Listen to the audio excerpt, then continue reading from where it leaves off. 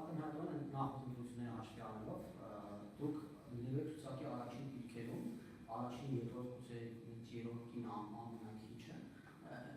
արդյոք նախարար Տիգրան Ավանեսյանը կարողանա բավարար ժամանակ տրամադրել քաղաքացիական ընթացքում գործունեություն ծավալել եւ նախահասում եւ քաղաքացիական իրականացնել։ Դե կուսակցական գործունեությունը եւ ընդհանուր առմամբ վերջին ներկուսակցական քարոզարշավի ընթացքը ցույց տվեց, որ այո, կարող եմ, պատրաստ եմ եւ անում եմ եւ այսուհետ էլ շարունակելու եմ նույն նվիրումով թե նախարարի գործը իրականացնել եւ թե ըստ օրենքի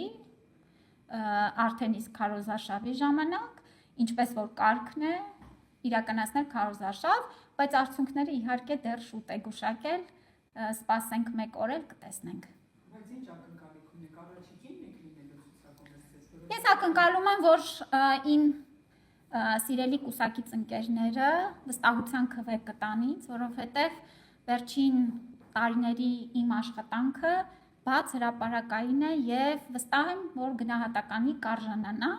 թե ինչ տեղում քանի ձայն չեմ կարող ասել, ինչ որ կլինի կընդունեմ դա սիրով։ Բայց խանդ կա, ասում են, որ դուք նոր եք միացել ՔՊ-ին, հին ՔՊ-ականները, օրինակ Լիլիթ Մակունցը, Ալպի Դավոյանը, որոնք հենց սկզբից ՔՊ-ական են, չեն կարողանում այնքան ձայներ հավաքել, որքան դուք ձեր գաղտնի ՔՊ-ն է, որ պատվիրակները ձեզ ձայն են տալիս, մտածել եք ինչն է, գուցե առողջապահության ոլորտում հարցեր եք կարողանում լուծել, դա է պատճառը, որ կարողանում են ձեզ ձայն տալ պատվիրակները։ Ինչքան էլ հիասթափեցնող լինի, մեր կուսակցությունում կանայք շատ համերաշխ են, շատ իրար աջակցող են եւ իսկապես եմ ասում, առանց թեթևեթանքի, իրար քաջալերող են եւ մեկս մյուսի ուրախությամբ հաջողություններով կներեք ուրախանում ենք։ Եվ ընտրությունների արդյունքներն էլ ընդունում ենք, ես էլ օրինակ վարչության ընտրություններին չհավաքեցի բավարար ձայներ, շնորհավորեցի իմ բոլոր կուսակից ընկերներին եւ ընդունեցի մեր ներկուսակցական ժողովրդավարական գործընթացները։ Կարծում եմ որևէ խանդ չկա եւ ինչքան էլ փորձեք գտնել, չեք գտնի։ Հաջորդիվ,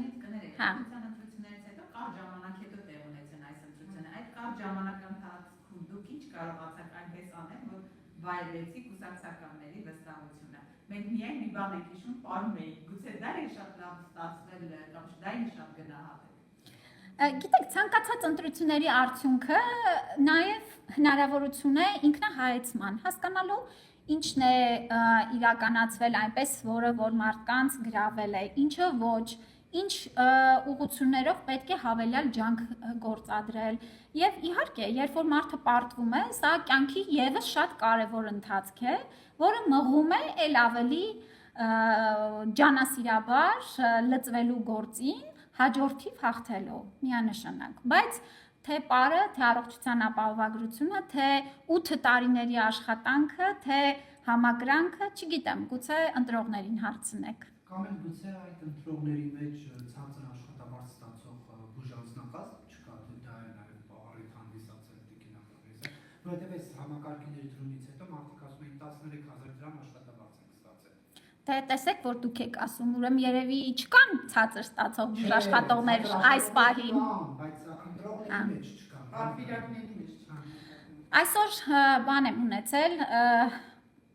խորհրդակցություն եմ իրականացրել մեր առողջապահության նախարարության ենթակայության բժշկական կենտրոնների հետ, թվով մոտ 50 կազմակերպությունների հետ եւ դուրս գամ հրապարակում էլ կանեմ, նայել ենք առողջության ապահովագրության ազդեցությունը մարդկանց աշխատավարձի վրա եւ ինչպես որ ասել էի, առաջին ամսվա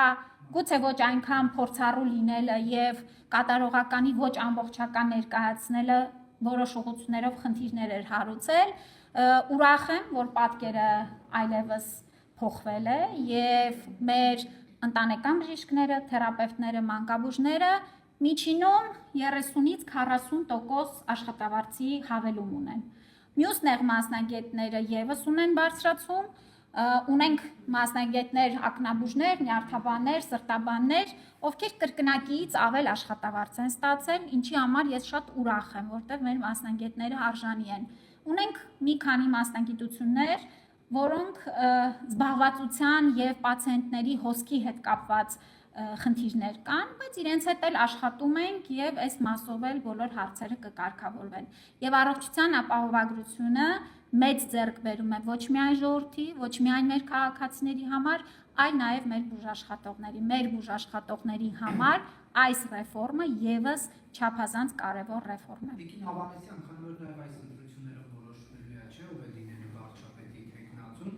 դուք հավակնում եք վարչապետի թեկնածու լինելուն, թե ոչ։ Ոչ, չեմ հավակնում։ Որովհետեւ դա արգելված է եւ միայն մեկ հոգու է այդ կարգավիճակը պատկանում Նիկոլ Փաշինյանը։ Մեր կուսակցությունում արգելված է միայն այն, ինչ կանոնադրությամբ էթիկայի նորմերով է արգելված։ Մեր կանոնադրության եւ փողոցում հայոց, ինչը կանոնադրության 4-րդ կետի խախտում է։ Եվ եթե շարունակեք, պարոն Սիմոնյանը անդրադարձավ նաեւ, որ կան ինստիտուցիոնալ Դե չեք սիրում, որ պատասխանում եմ, միայն հարցն եք սիրում տալ։ Փորձեք հարցը տվել եք պատասխանել։ Պարոն Սիմոնյանը անդրադարձավ, որ կան ինստիտուցիոնալ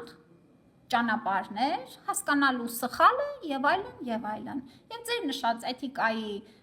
նորմերն էլ հենց դրա համար են ընդունված, որպեսզի մենք ունենանք ուղենիշներ։ Հաջորդիվ